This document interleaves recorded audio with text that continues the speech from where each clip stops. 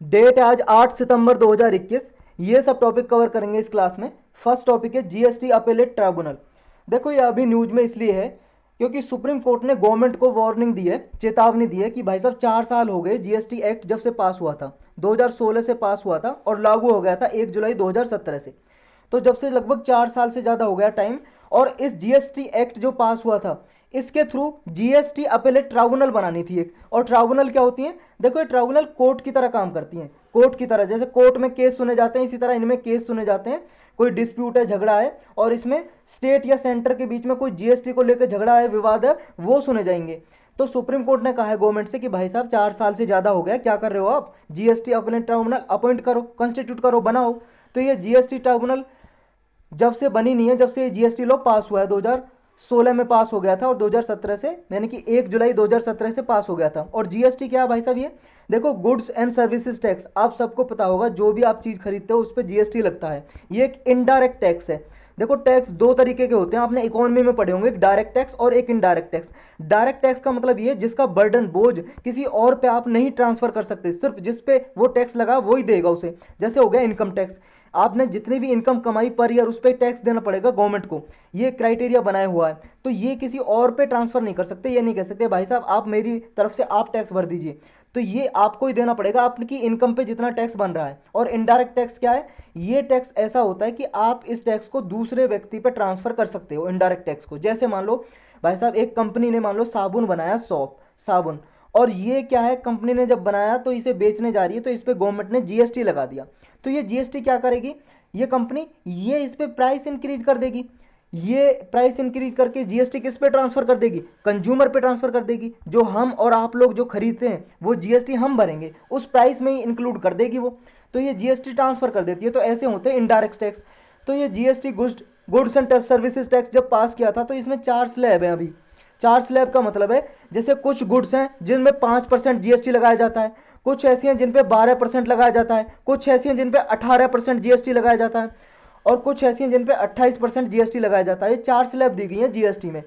तो ये ओवरऑल लगभग स्टेट के और सेंटर के जितने भी, ये ऑलमोस्ट सारे जो डोमेस्टिक यानी कि हमारे स्टेट और सेंटर के इनडायरेक्ट टैक्स थे वो सारे इसमें मतलब मिला दिए गए हैं, सब्ज्यूम कर दिए गए हैं। सब्ज्यूम का मतलब है मिला दिए गए हैं जीएसटी में। तो पहले जैसे मान लो वैट अलग हुआ करता था, value added tax, sales tax अलग हुआ करता था, ये सब इसमें मिला दिए जीएसटी में।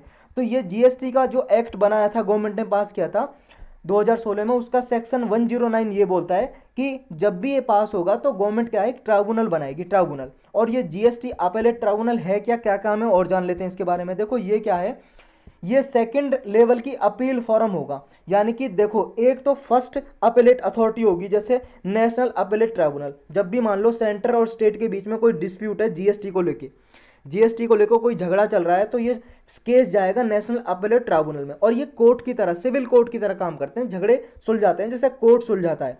तो अगर इसके डिसीजन से खुश नहीं है तो फिर जाएगा भाई साहब जीएसटी अपेलेट ट्राइब्यूनल जो। तो ये एक तरह से ये सेकंड लेवल का तरह काम करते हैं ताकि पूरे इंडिया में यूनिफॉर्मिटी आई। केस मतलब किसी भी स्टेट का हो, सेंटर के बीच में, मान लो सेंटर और किसी भी स्टेट के बीच में कोई डिस्प्यूट है तो यूनिफॉर्मिटी आए। यूनिफॉर्मिटी का मतलब सेम तरीके से उस केस का डिसीजन हो। तो सिविल कोर्ट की सारी पावर होती है इन ट्राइब्यूनल के पास, जो ये जीएसटी अपेलेट ट्राइब्यूनल है। देखो इसकी दो बेंच होती हैं, एक तो नेशनल बेंच, कहने का मतलब नेशनल बेंच का मतलब न्यू दिल्ली में एक इसका सेंटर होगा नेशनल अपेलेट ट्राइब्यूनल का। ये इसका मतलब नेशनल प्रेसिडेंट होगा एक इसका, और 2 मेंबर होंगे। 2 मेंबर का मतलब 2 टेक्निकल मेंबर होंगे, एक तो सेंटर गवर्नमेंट से आएगा मेंबर और दूसरा स्टेट से। मतलब जिस भी स्टेट का, राज्य का सेंटर से कोई झगड़ा चल रहा है तो उसमें उस स्टेट से एक मेंबर आएगा, टेक्निकल मेंबर। तो फिर इसका डिसीजन जो भी आएगा सुना जाएगा, फैसला इस पर। एक होगी रीजनल बेंच। रीजनल बेंच क्या होगी? ये देखो अभी तक 3 रीजनल बेंच बनाई है। एक होगी आपकी मुंबई में, कोलकाता और मतलब हैदराबाद में। तो इंडिया में 3 जगह पे रीजनल बेंच होंगी। जीएसटी काउंसिल की रिकमेंडेशन पे बनाई जाती हैं। और जीएसटी काउंसिल क्या है? ये भाई साहब जीएसटी में कौन सा टैक्स किस मेडिसिन पे, मतलब किस ड्रग्स पे, मेडिसिन पे, किस प्रोडक्ट पे, गुड्स पे कितना टैक्स रखना है, ये जीएसटी काउंसिल निर्धारित करती है। जीएसटी काउंसिल में भाई साहब होते हैं फाइनेंस मिनिस्टर। इसके हेड कौन होते हैं? चेयरमैन फाइनेंस मिनिस्टर होते हैं। जैसे अभी निर्मला सीतारमन जी हैं तो इसकी चेयरमैन कौन होंगे? निर्मला सीतारमन जी होंगे जीएसटी काउंसिल के। और हर एक स्टेट से भी मेंबर आते हैं जीएसटी काउंसिल में। तो यही था भाई साहब इसके बारे में। और स्टेट और एरिया बेंच भी क्रिएट कर सकती है गवर्नमेंट। तो एक तरह से जो ये जीएसटी अपीलेट ट्राइब्यूनल है क्या होगी, डिस्प्यूट सुलझाएगी सेंटर और स्टेट के बीच में, जैसे हो गया नेशनल अपीलेट ट्राइब्यूनल। नेक्स्ट अपना हो गया नेशनल फार्मर डेटाबेस, ये टॉपिक नेक्स्ट है भाई साहब। ये क्या है, देखो सेंट्रल गवर्नमेंट ने हमारे देश में, इंडिया में कितने किसान हैं उनका डेटाबेस, यानी कि उनके पास कितनी लैंड है, कितनी भूमि है, उस सब का रिकॉर्ड तैयार किया है। ये लगभग अब तक 5.5 करोड़ फार्मर का डेटा तैयार किया है।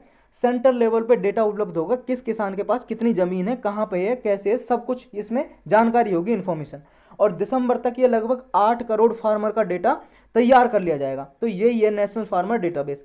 अब ये तैयार कैसे किया जा रहा है, देखो जो कुछ स्कीम्स हैं, योजना है, नेशनल स्कीम्स, उन योजनाओं के जरिए किसान का डेटा कलेक्ट किया जा रहा है, जैसे पीएम किसान, प्रधानमंत्री किसान सम्मान निधि योजना, सॉइल हेल्थ कार्ड और एक प्रधानमंत्री फसल बीमा योजना। क्योंकि देखो भाई साहब इनमें क्या है, किसान रजिस्टर कराते हैं, कितनी लैंड है उसके हिसाब से उन्हें फैसिलिटी मिलती है, इनमें बेनिफिट मिलता है इन योजनाओं में। और इनके जरिए ही गवर्नमेंट ने डेटा तैयार कर लिया कि इस किसान के पास इतनी ज़मीन है। नेक्स्ट टॉपिक है अपना Greece creates ministry to deal with climate crisis. देखो ग्रीस एक कंट्री है भाई साहब, ये देखो आप वर्ल्ड मैप, और यहाँ पे आपको यूरोप का मैप दिखाई दे रहा होगा, और ये वाला जो दिखाई दे रहा है आपको यहाँ पे देखो, इसमें लिखा नहीं है लेकिन ये वाला जो कंट्री है ये ग्रीस कंट्री है भाई साहब, ये आपको येलो दिखाई दे रहा है, ये ग्रीस है। तो ये ग्रीस कंट्री ने अभी क्या है, एक नई क्लाइमेट चेंज के लिए मिनिस्ट्री बना दी है, मंत्रालय।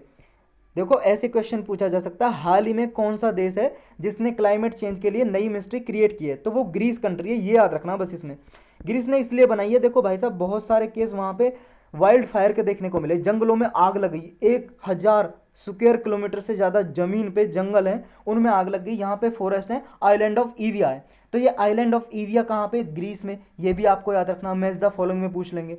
तो ये मिनिस्ट्री यही देखेगी कि फायर फाइटिंग, डिजास्टर रिलीफ और पॉलिसीज़ ऐसे क्लाइमेट चेंज से मतलब कॉम्बैट करने के लिए कैसी पॉलिसी बनाई जाए, डिजास्टर रिलीफ से लड़ने के लिए, ये सब कुछ ये मिनिस्ट्री देखेगी।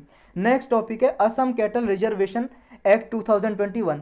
कैटल बोलते हैं ढोर या पशु को, एनिमल्स को बोलते हैं इसमें, लेकिन जनरली गाय और बैल को काउंट करते हैं कैटल का जब नाम आता है। गाय यानी कि काउ, बैल मतलब ऑक्स।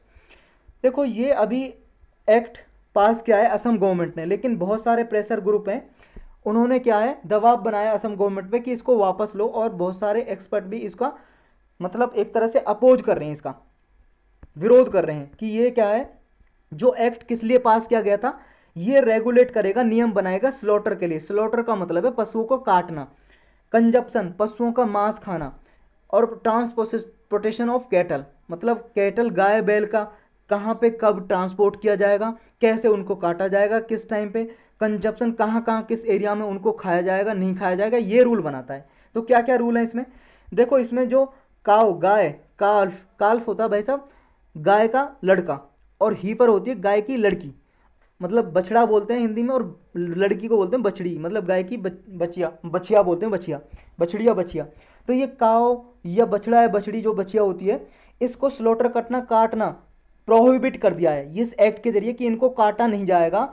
नेक्स्ट है कि असम में से, या देखो ना तो असम से किसी और स्टेट में कैटल को ट्रांसपोर्ट किया जाएगा, और ना ही मान लो अरुणाचल प्रदेश में से जा रहे हैं, ये भाई साहब असम के पास आप सबको पता है अरुणाचल प्रदेश, यहाँ पे अरुणाचल प्रदेश और यहाँ पे असम, असम से अरुणाचल प्रदेश से असम में होते हुए मेघालय में ले जाया जा रहा मान लो किसी गाय बैल को, तो असम से होते हुए गाय बैल को निकाला भी नहीं जाएगा, ये भी इसने बैन लगा दिया है।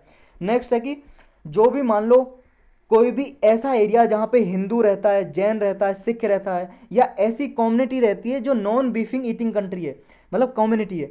नॉन बीफ ईटिंग का मतलब है, बीफ का मतलब होता है गाय का मांस, यानी कि जो ऐसी कम्युनिटी जो गाय का मांस नहीं खाती है, उस एरिया में ये सेल करना बीफ या बीफ प्रोडक्ट मतलब गाय का मांस बेचना वहाँ पे बिल्कुल बंद कर दिया है, प्रोहिबिट कर दिया है। और ऐसे मान लो कोई टेम्पल है या सत्रा है या अदर हिंदू रिलीजियस इंस्टीट्यूशन है, मतलब मंदिर है, सत्रा होता है, भगवान विष्णु के टेम्पल को असम में सत्रा बोलते हैं। इसके बारे में स्पेशल लेक्चर भी बनाया हुआ है भाई साहब, ये न्यूज में थे, और डिटेल में जानना तो आर्ट एंड कल्चर की प्लेलिस्ट में जाकर आप सत्रा के बारे में लेक्चर देख सकते हो, पहले देखा भी होगा, याद आ गया होगा आपको, अगर भूल गए हो तो वो रिवाइज करना। तो ये सात्रा टेम्पल हिंदू रिलीजियस कोई भी इंस्टीट्यूशन है उसके 5 किलोमीटर रेडियस में, जैसे मान लो यहाँ पे टेम्पल है, ये टेम्पल है, इसके 5 किलोमीटर चारों ओर, 5 किलोमीटर इधर इधर इधर इधर, 5 किलोमीटर एरिया में बीफ का सेल नहीं होगा बिल्कुल भी। इसमें अगर कोई मान लो इस बिल का, इस एक्ट का जो ये किया है पास, अगर कोई उल्लंघन करता है तो भाई साहब उसे 3 साल से लेकर 8 साल तक की सजा हो सकती है, या उसे 3 लाख से लेकर 5 लाख तक की जुर्माना हो सकता है, या दोनों हो सकता है, जुर्माना भी और सजा भी। और अगर दोबारा वो ऐसे इसका उल्लंघन करता है इस एक्ट का, तो ये सब सजा और उसे ये फाइन दुगना देना पड़ेगा, डबल। अब नीड क्या थी इस लॉ की? नीड इसलिए थी भाई साहब, इंडिया और बांग्लादेश बॉर्डर पे इलीगल कैटल स्मगलिंग होती है, अवैध तरीके से गाय बैल को खरीदा बेचा जाता है। तो इसके एक यूनियन गवर्नमेंट का डेटा है, उसमें बॉर्डर सिक्योरिटी फोर्स ने, देखो बीएसएफ है ना जो पैरामिलिट्री फोर्स है, बॉर्डर सिक्योरिटी फोर्स, ये बांग्लादेश और पाकिस्तान बॉर्डर पे तैनात रहती है, वहाँ पे सुरक्षा प्रोवाइड करती है। इसने बांग्लादेश बॉर्डर पे ऐसा डेटा दिया है कि 2016 से 2020 के बीच में 4,76,035 कैटल को इसने सीज किया है, जब्त किया है, जो इलीगली स्मगल किया जा रहा था जिनका। अब इसमें कौन कौन सी कंट्रोवर्शियल प्रोविजन है जिनके जरिए क्रिटिसिज्म, आलोचना कर रहे हैं लोग? देखो एक तो ये है, ये कंप्लीटली बैन करता है काउ स्लॉटरिंग के लिए, बिल्कुल रोकता है, यानी कि 5 किलोमीटर के एरिया के अंदर बीफ को बेचा भी नहीं जा सकता यहाँ पे, यानी कि कंप्लीट बैन। यानी कि जो किसान वगैरह मान लो उनका पशु मरने वाला है गाय बैल और उसे बेचना चाहते हैं कटवाने के लिए स्लॉटर हाउस में, तो वो नहीं बेच पाएंगे। अब नेक्स्ट है कि यहाँ पे एम्पावर किया गया है जो वेटरिनरी ऑफिसर होते हैं, मतलब गाय भैंस वाले ऑफिसर होते हैं ना, जो सरकारी ऑफिसर या फिर police officer, sub inspector level से ऊपर, सब इंस्पेक्टर या सब इंस्पेक्टर से लेवल से ऊपर, या कोई भी ऐसा ऑफिसर जो स्टेट गवर्नमेंट जिसे अथॉरिटी दे दे, वो इनको पावर है, वो सर्च कर सकते हैं कहीं पे भी उनको शक है कि यहाँ पे गाय बैल को खरीदा बेचा जा रहा है इलीगली काटने के लिए, तो ये सर्च कर सकते हैं, डिटेन कर सकते हैं, मतलब कैद कर सकते हैं, उस आदमी को गिरफ्तार कर रख सकते हैं। तो ये जो प्रोविजन है भाई साहब, इसको पॉलिटिकली और कॉम्युनल मिसयूज किया जा सकता है इसका। मतलब कोई मान लो दूसरी पार्टी, मान लो एक पार्टी, मान लो कोई भी पार्टी बीजेपी मान लो सत्ता में है और वो किसी दूसरी पार्टी के लोगों के खिलाफ इसे यूज कर सकती है प्रोविजन, आरोप लगा के, और कॉम्युनल मिसयूज कर सकती है। मतलब कम्युनिटी को मान लो धर्म के आधार पे मुस्लिम हिंदू में दंगे प्रसाद ये भड़का सकती है। तो इस तरह से यूज हो सकता है कि मान लो आरोप लगा दें। कई बार आपने केस देखा होगा कि ट्रक में होता है कोई और पशु, गाय का नाम लेके लोगों को भड़का देते हैं और उनका मॉब लिंचिंग करा देते हैं, मतलब भीड़ द्वारा हत्या। लोग, भीड़ आती है और मार देती है बिना देखे, बाद में पता चल रहा है कि ट्रक में तो भाई साहब भैंस थी या ट्रक में तो गधे थे, बाद में पता चल रहा है, फिर बस भड़का दिया कि गाय को ले जाया जा रहा काटने के लिए, तो लोगों को मार दिया जाता है। तो ये इस तरह कॉम्युनल मिसयूज हो सकता है इस प्रोविजन का। नेक्स्ट जो इसमें पनिशमेंट और फाइन है भाई साहब, एक्सट्रीमली, वो क्या है, एक्सट्रीमली एक तरह से एक्सट्रीम है, बहुत ज़्यादा सीरियस ऑफेंडर की तरह। जैसे मान लो कोई सीरियस अपराध करता है, ऑफेंडर है, अपराधी है, तो उसको ऐसी सज़ा दी जाती है, आईपीसी जो इंडियन पिनल कोड है 1860 का, इसी तरह की सज़ा इसमें दी जा रही है जो सेल करेगा। तो एक तरह से क्रूअल समझा जा रहा है इसको। देखो असम में क्या है, असम बांग्लादेश से 263 किलोमीटर बॉर्डर शेयर करता है, इसमें से जो लैंड बॉर्डर है वो 143 और जो रिवराइन मतलब रिवर से बॉर्डर लगता है 119 किलोमीटर का बॉर्डर है। अब चैलेंजेस क्या है, चुनौती देखो, चैलेंजेस ये हैं, असम का देखो पोरस बॉर्डर है इंडिया और बांग्लादेश का। असम में पोरस का मतलब है वहाँ पे देखो इतनी सिक्योरिटी है नहीं, वहाँ पे इलीगली जो कैटल स्मगलिंग होती है, और इसको क्या है, स्मगलिंग जो है रोकना बहुत ही मुश्किल है, क्योंकि वेस्ट बंगाल और मेघालय का भी बांग्लादेश से बॉर्डर लगता है, तो इन स्टेट के जरिए स्मगलिंग की जा सकती है। असम का बॉर्डर तो लगता ही है और बांग्लादेश और इसका भी लगता है, मतलब वेस्ट बंगाल और मेघालय का भी लगता है। ये भाई साहब मैं आपको दिखाई देता हूँ, रुको एक सेकंड, आप ना एक सेकंड रुको, मैं मैप ले लेता हूँ इंडिया का, आपको समझ आ जाएगा और अच्छे से। एक सेकंड आप फोल्ड करो,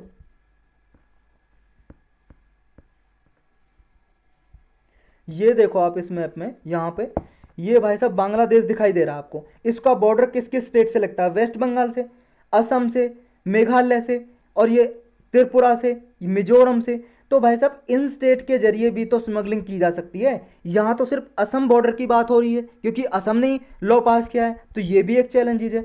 नेक्स्ट क्या है इसमें, नेक्स्ट देखो पिछले कुछ सालों में बीएसएफ है जो बॉर्डर सिक्योरिटी फोर्स, उसने 65 कैटल कैरिडोर उसने आइडेंटिफाई किए हैं कि यहाँ से क्या है कैटल की स्मगलिंग होती है इलीगल, तो इसको रोकना बहुत ही मुश्किल है। और यहाँ पे जो लोकल पुलिस ऑफिशियल्स हैं असम में, वो भी ये कहते हैं भाई साहब ऑलरेडी लॉ बने हुए हैं, लेकिन रोके कैसे। जब भी मान लो किसी आदमी को पकड़ा जाता है, वो बोल देता है मेरा पर्सनल कैटल है, कि मेरा खुद का है भाई साहब, मैं तो दूध निकालने के लिए लेके आया हूँ, मैं तो इसे पालता हूँ, डोमेस्टिकेशन करता हूँ। अब बताओ कैसे पकड़ोगे, तो ये भी एक चैलेंजेस है। तो आप ये प्लीज़ नोट करके रखो कि देखो जो ये प्रोहिबिशन ऑफ काउ स्लॉटरिंग है, कि गाय को काटने से रोकना, ये directive principle of state policy में आता है और आर्टिकल 48 में दिया हुआ है हमारे कॉन्स्टिट्यूशन में। और ये गांधीयन प्रिंसिपल में आता है, गांधीयन थॉट। आपने पढ़ा होगा ना, बहुत सारे सोशलिस्ट प्रिंसिपल हैं, गांधीयन प्रिंसिपल है और वेस्टर्न थॉट है, ये हमारे संविधान में डायरेक्टिव प्रिंसिपल में। तो डायरेक्टिव प्रिंसिपल है जो उसमें गांधीयन प्रिंसिपल में आता है ये काउ स्लॉटरिंग को प्रोहिबिट करना। नेक्स्ट टॉपिक है अपना आयुष प्रोफाइलेक्टिक मेडिसिन। देखो आयुष जो मिनिस्ट्री है उसने क्या है, अभी जो प्रोफाइलेक्टिक मेडिसिन है इनकी कैंपेन चलाई है, अभियान चलाया है। ये कैसी मेडिसिन होती हैं प्रोफाइलेटिक, ये प्रोफाइलेक्टिक देखो ऐसी मेडिसिन होती हैं जैसे मान लो संसामनी वटी हो गई है, जिसे गुडूची या गिलोय घनवटी भी बोलते हैं, या अश्वगंधा घनवटी। देखो कोविड-19 के दौरान ये आयुर्वेदिक जो मेडिसिन है ये बहुत ज़्यादा प्रचलित हैं, कि इनसे क्या है, अगर इन्हें पिया जाए, इनका काढ़ा वगैरह बना के, तो बॉडी की इम्यूनिटी बढ़ जाती है। ये किसने बनाई है, देखो ये बनाई है एक सेंटर है, institute, central council for research in Ayurvedic medicine. तो ये जो मिनिस्ट्री ऑफ आउस है हमारी, ये क्या है, अगले एक साल में इनको लगभग 75 लाख पीपल को बांटना चाहती है फ्री ऑफ कॉस्ट। और लगभग स्पेशल फोकस रहेगा जीरियाट्रिक पे। ये जीरियाट्रिक का मतलब है ऐसे बुजुर्ग लोगों को बोला जाता है जो 60 साल या उससे अबव एज के हों। तो इनको ये पॉपुलेशन इतनी 70 लाख पॉपुलेशन को डिस्ट्रीब्यूट करेगी, ताकि लोग क्या इनको पिएं और उनकी बॉडी की इम्यूनिटी बढ़े, मतलब प्रतिरोधक क्षमता, और कोरोना वायरस उन्हें ज़्यादा नुकसान ना पहुंचा पाए। तो यही था इसमें। और ये प्रोफाइलेक्टिक मेडिसिन क्या है, मतलब प्रिवेंटिव मेजर्स की मेडिसिन। देखो ऐसी मेडिसिन होती है, तो प्रिवेंटिव का मतलब जब कोई ऐसी, हमें कुछ ऐसे स्टेप लें कि बीमारी हो ही ना, अगर बीमारी हमें हो तो वो ज़्यादा अफेक्ट ना कर पाए, प्रभावित ना कर पाए, वो हो गए प्रिवेंटिव मेजर्स। यानी कि जैसे हम साफ़ सफाई से रहें, हाथ अच्छे से धोएं, हाथ धो के खाना खाएं, तो ये क्या प्रिवेंटिव मेजर्स हो गए, कि बीमारी होगी नहीं जब साफ़ सुथरे रहेंगे। या फिर अपनी बॉडी की इम्यूनिटी अच्छे से रहें, विटामिन सी अच्छे से लें और जिंक अच्छे से लें। ये बॉडी की विटामिन सी और जिंक है बॉडी की इम्यूनिटी को इंक्रीज करते हैं। तो ये जो वर्ड है प्रोफाइलेक्टिक, ये लिया गया था एडवांस गार्ड से, ग्रीक वर्ड है ये, एडवांस गार्ड से लिया गया था, मतलब कि एक तरह से सुरक्षा प्रोवाइड करना इसका मतलब है। तो ये मेडिसिन यही है कि ट्रीटमेंट क्या है, अच्छे से डिसीज का हो सके, ताकि पहले से पहले ही बॉडी में डिसीज ज़्यादा नुकसान ना पहुंचाए, बॉडी की इम्यूनिटी बढ़ जाए और डिसीज को प्रिवेंट करे, रोके ज़्यादा स्प्रेड होने से। नेक्स्ट अपना टॉपिक है कि फूड इमरजेंसी इन श्रीलंका। ये क्या है, देखो श्रीलंका ने कुछ दिन पहले, श्रीलंका के प्रेसिडेंट हैं गोताबाया राजपक्षा, इन्होंने फूड इमरजेंसी डिक्लेयर कर दी अपनी कंट्री में, यानी कि अपने देश में श्रीलंका में, मतलब आपातकालीन। क्यों कर दी, क्या रेगुलेशन है ये, देखो अभी अथॉरिटी जब फूड इमरजेंसी डिक्लेयर करती है, तो जो गवर्नमेंट अथॉरिटी उनके पास पावर आ गई है कि वो लोगों को, देखो फूड की वहाँ पे कमी हो गई है, इसलिए इमरजेंसी डिक्लेयर कर दी। और इसके जरिए क्या है, गवर्नमेंट अधिकारी जो ज़रूरतमंद लोग हैं उन्हें फूड वगैरह आइटम, पैडी राइस वगैरह, शुगर, ये सब कुछ क्या है कंसेशनरी रेट पे देंगे, कम सस्ते रेट पे, ताकि लोगों को जो फूड की ज़रूरत है जिनको, उनको दिया जा सके। ऐसा नहीं है भूख से सारे लोग मर जाए। ये देखो होर्डिंग को प्रिवेंट करेगा इमरजेंसी। होर्डिंग का मतलब है जमाखोरी करना। बहुत से लोग ऐसा होते हैं ना, फूड आइटम वगैरह को जमा करके रख लेते हैं और मार्केट में उसकी कमी हो जाती है, सप्लाई कम हो जाती है, यानी कि सप्लाई कम हो जाती है, डिमांड उसकी उतनी रहती है, यानी कि डिमांड इंक्रीज हो गई, सप्लाई है नहीं, तो उसका प्राइस इंक्रीज हो जाएगा।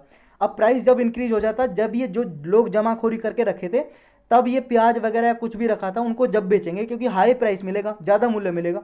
तो ये होर्डिंग को भी ये रोकेगा इमरजेंसी जो लगाई है अभी। इशू क्या है, इशू ये है, देखो फूड शॉर्टेज हो गई है कंट्री में, श्रीलंका में फूड की कमी हो गई है, लोगों को होर्डिंग करने से ये बचाएगा। और अभी जो petroleum, sugar, dairy product, wheat, medicinal supply, ये श्रीलंका दूसरी कंट्री पे डिपेंड करता है, रिलायंस करता है, निर्भर करता है, दूसरी कंट्री से मंगाता है। लेकिन अभी श्रीलंका के जो फॉरेन एक्सचेंज है, यानी कि उसके पास जो डॉलर है ना भाई साहब, यूएस डॉलर, वो बहुत ही कम रह गए हैं फॉरेन एक्सचेंज। 2019 में थे डॉलर 7.5 बिलियन और जुलाई 2021 में सिर्फ डॉलर 2.8 बिलियन रह गए हैं। अब ये क्यों कम हो गए, देखो भाई साहब 2020 में ये जब कोविड-19 ये स्प्रेड हुआ था, तो ये इसके कारण सारी एक्टिविटी रुक गई हैं। वहाँ पे एक्सपोर्ट रुक गया है, श्रीलंका का भी रुक गया है, वर्कर का जो रेमिटांस है वो रुक गया है। रेमिटांस का मतलब जो श्रीलंका के लोग बाहर जाके रहते थे और यहाँ डॉलर भेजते थे श्रीलंका में, वो भी कम हो गए हैं क्योंकि जॉब ही नहीं है भाई साहब। टूरिज्म भी कम हो गया है, लोग घूमने नहीं आ रहे हैं तो लोग वहाँ पे और पैसा नहीं कमा पा रहे हैं। तो इसकी वजह से क्या है, श्रीलंका की इकोनॉमी एक तरह से बिगड़ चुकी है। तो वहाँ पे शॉर्टेज आ रहा है फूड वगैरह का, इसलिए इमरजेंसी डिक्लेयर की है फूड शॉर्टेज की वजह से। और यहाँ पे देखो वैसे ऑलरेडी जो केमिकल फर्टिलाइजर है उन पे बैन लगा रखा है श्रीलंका ने। ऑर्गेनिक ऑर्गेनिक खेती की जाए इस पे बस प्रमोट कर रहे हैं, तो इसकी वजह से भी फूड शॉर्टेज हो गई है, कम प्रोडक्टिविटी हुई है, फूड की कम उत्पादन हुआ है। अब करंट सिचुएशन ये है कि वहाँ पे जो डेली वेज अर्नर हैं, मतलब भाई साहब ऐसे लोग हैं जो लेबर हैं, जो डेली कमाते हैं डेली खाते हैं, या लो इनकम फैमिली हैं, वो कंप्लेंट कर रहे हैं कि आप देखो ये असेंशियल जो कॉमोडिटी है इनका प्राइस बढ़ चुका है, जैसे दूध का, चीनी का, शुगर मिल्क का, राइस का, चावल का, इनका प्राइस बढ़ चुका है लॉकडाउन में। तो ये अब अफोर्ड नहीं कर पा रहे हैं, इनकी वजह से भाई साहब फैटिलिटीज़ देखने को मिल रही हैं, लोगों में डेथ देखने को मिल रही हैं। और इनका प्राइस जब इनकी मात्रा देखो कम हो गए, मिल्क वगैरह, राइस वगैरह, तो इसकी वजह से ये असेंशियल कॉमोडिटी का प्राइस भी इंक्रीज होता जा रहा है। राइस का, दाल का, ब्रेड, शुगर, वेजिटेबल, फिश, इनका प्राइस इंक्रीज होता जा रहा है रिसेंट वीक में। अब क्रिटिसिज्म क्या है, इसकी आलोचना क्या की जा रही है, जो इमरजेंसी लगाई है श्रीलंका में, कुछ एक्सपर्ट क्रिटिसिज्म कर रहे हैं, देखो बुराई, वो कह रहे हैं गवर्नमेंट ने क्या है, इसे पॉलिटिकल इम्प्लीकेशन देखने को मिल सकते हैं। क्योंकि देखो जो लोग गवर्नमेंट फेल हो गई है ये रेगुलेट करने में कि लोगों को फूड उपलब्ध कराई जाए, अब इमरजेंसी लगा दी तो इमरजेंसी में कोई लोग प्रोटेस्ट नहीं कर सकता, विरोध नहीं करता, तो ये प्रोटेस्ट को रोकने के लिए इमरजेंसी लगाइए, ऐसा कुछ लोग बोल रहे हैं। तो डेमोक्रेटिक जो एक्शन है उन पे एक तरह से रोक लगाएगी ये इमरजेंसी। अब चैलेंजेस क्या हैं, चुनौतियां क्या हैं श्रीलंका के आगे, देखो चुनौतियां ये हैं। देखो श्रीलंका में ना तो कोई ऐसा यूनिवर्सल पब्लिक डिस्ट्रीब्यूशन सिस्टम है जैसे इंडिया में है ना, पीडीएस सिस्टम, राशन शॉप होती है, राशन कार्ड के जरिए राशन मिलता है गरीब लोगों को, ऐसा कोई सिस्टम है नहीं राशन कार्ड वगैरह का, पीडीएस सिस्टम का।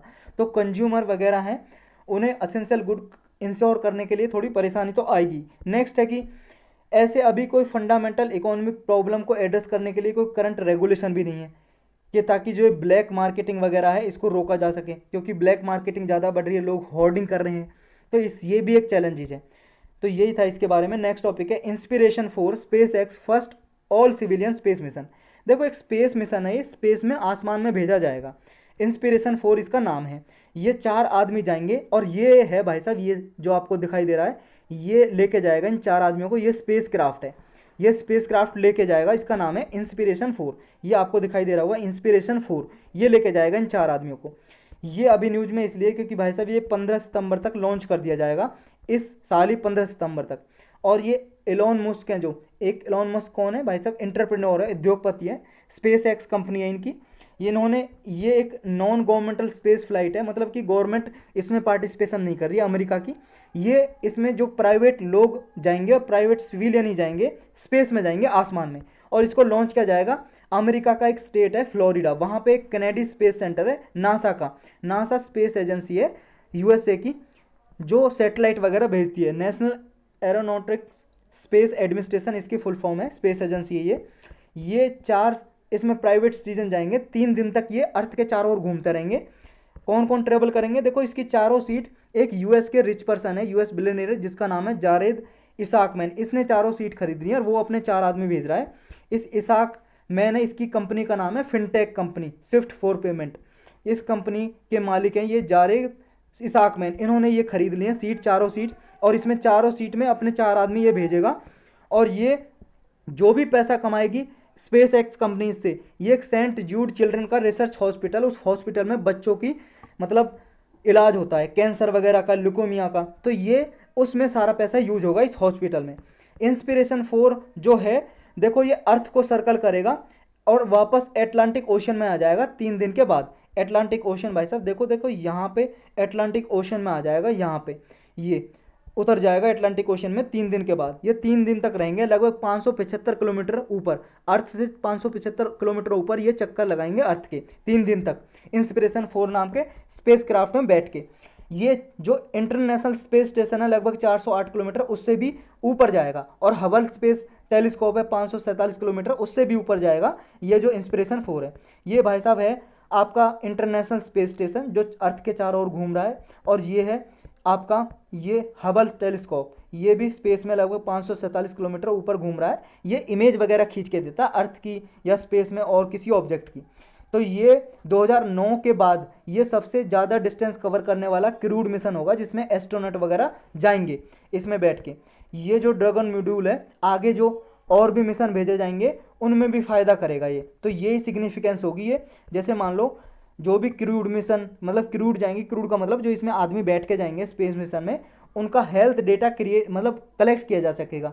जब हेल्थ डेटा उनका कलेक्ट किया जा सकेगा तो आगे मान लो आगे स्पेस मिशन भेजे जाएंगे तो उन पता लगाया जा सकेगा कि ये जब स्पेस में जाते हैं तो उनकी हेल्थ पे क्या इफेक्ट पड़ता है। तो इस तरह से काम आएगा, यानी कि जो आगे फ्यूचर में जर्नी होंगी स्पेस की, उनमें जो चैलेंजेस होंगे उनको काउंटर करने में फ़ायदा मिलेगा इस इंस्पिरेशन फोर्स से। तो यही थे आज के टॉपिक, और इसमें इतना ही था बस लेक्चर में।